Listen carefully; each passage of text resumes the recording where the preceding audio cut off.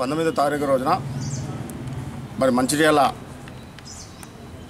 మాజీ ఎమ్మెల్యే గారు, మంచిర్యాల ఇన్ఛార్జి వర్యులు, మరి మంచిర్యాల జిల్లా ఇన్ఛార్జి గడ్డం అరవింద్ రెడ్డి గారి నాయకత్వంలో సోమవారం రోజున మరి 3 కాన్స్టిట్యున్సీలోని మన బ్లాక్ కాంగ్రెస్ అధ్యక్షులు, మండల అధ్యక్షులు, పట్టణ అధ్యక్షులు అందరూ కలిసి పెద్దలు అరవింద్ రెడ్డి గారి నాయకత్వంలో ఒక ప్రెస్ మీట్ పెట్టడం జరిగింది.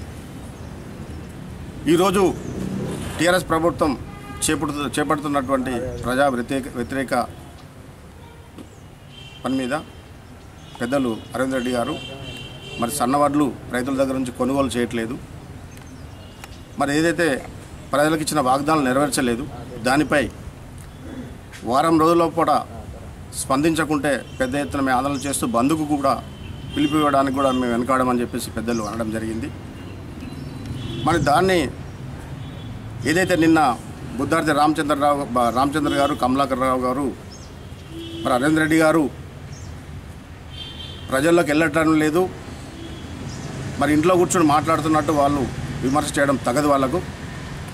మరి అరవింద్ రెడ్డి గారు 5 సంవత్సరాలు ఎమ్మెల్యేగా ఉండి తెలంగాణ ఉద్యమంలో పాల్గొని మరి రైతులకు అన్ని విధాలుగా ఆదుకున్నటువంటి వ్యక్తి. మరి ఈరోజు వారి నాయకత్వంలో మంచిర్యాల జిల్లాలో మరి టీఆర్ఎస్ ప్రభుత్వంపై వ్యతిరేక ఉద్యమాలు మేము చేస్తున్న సందర్భం మరి ప్రేమ్ సార్ రావు గారికి వారికి ఆసిఫాబాద్ జిల్లా, కొమరంభీం జిల్లా సిర్పూర్ ఇన్ఛార్జ్ ఇవ్వడం జరిగింది. అధిష్టాన వర్గం కాంగ్రెస్ పార్టీ అధిష్టాన వర్గం వారు అక్కడ పోయి పార్టీ కార్యక్రమాలు, ప్రజా వ్యతిరేకంగా ఉన్నటువంటి టీఆర్ఎస్ ప్రభుత్వంపై ఆందోళన చేస్తే బాగుంటుంది. ఇక్కడ మేము పార్టీ అధిష్టానం అరవింద్ రెడ్డి గారికి ఇక్కడ ఇన్ఛార్జ్ ఇస్తూ, మరి జిల్లా ఇన్ఛార్జ్ ఇస్తూ వారి నాయకత్వంలో అందరం కూడా మేము పార్టీని బలోపేతం చేసే దిశగా ప్రయత్నం చేస్తుంటే మరి కలుబోలు విమర్శలు చేయడం తగదు.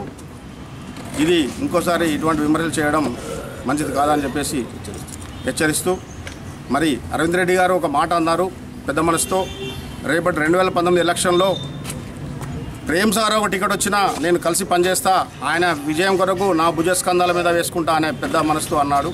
మరి అది వాళ్ళు గుర్తుంచుకొని గుర్తెరగాలని కోరుకుంటున్నాను.